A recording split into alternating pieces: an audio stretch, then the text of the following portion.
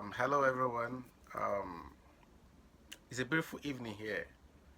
All right. God is so loving that His love is beyond imagination.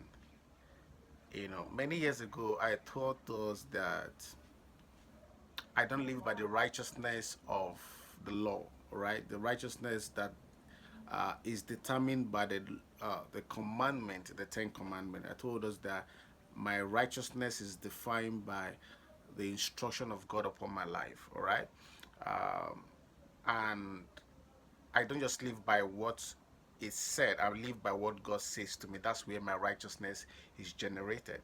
So there is an information. There is something that I ran into with God recently, and I think you should know it. The love of God is so powerful that you can't just define it by the fact that you needed financial breakthrough. He gave you an idea, or you needed a car, or you were sick, you were healed. The love of God is beyond that. However, the foundation of the love of God is in the fact that He sent His Son to die on the cross for us. You know, I was in Ghana as a missionary. I saw things different from where I was coming from as a Nigerian. The way the Christian life is, the ministers and what have you. I began to complain, and God began to share a few things with me. One of the things I began to find out is that God does not see the things I see the way I see it. God sees the things from a different perspective. From a different perspective. And over the years I was done with Ghana, one of the things I see is there are great men of God in that part of the world, great men of God who never came to limelight, all right, who you might never hear of, all right, great guys behind the scene. So one of the things I find out is that those who seems not to be, you know, are the one you see on the forefront. All right, and that's where the scripture is defined. It said in Proverb where the Bible talked about uh, uh, uh, the king walking with barefoot and servant riding on horse.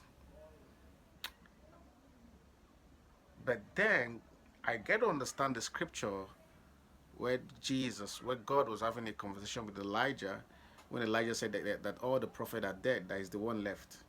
And God said, I have more 7,000 that have not bowed their heads to Baal. That statement might sound ordinary, might sound like a brag, but it's the truth. Many times I see things happening and I say there are 7,000 men that have not bowed.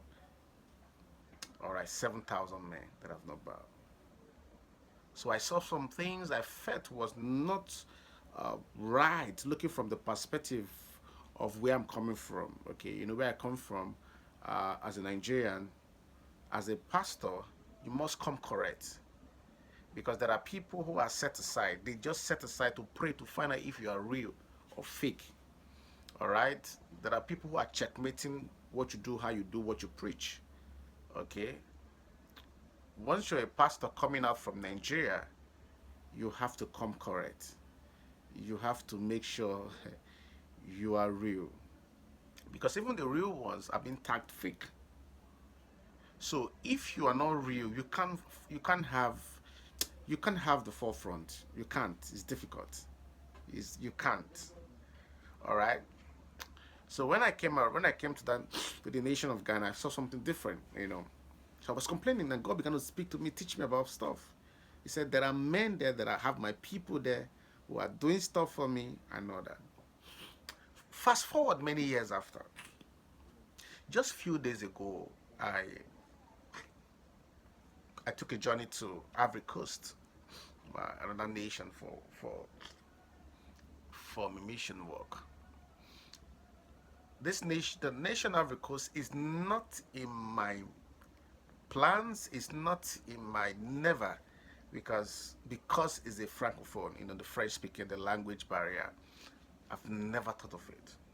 So about last month, I was planning for something different, a nation, different nation, and God said Ivory Coast. So I was already planning on the interpretations, those that will interpret for me and all that. So When I got here,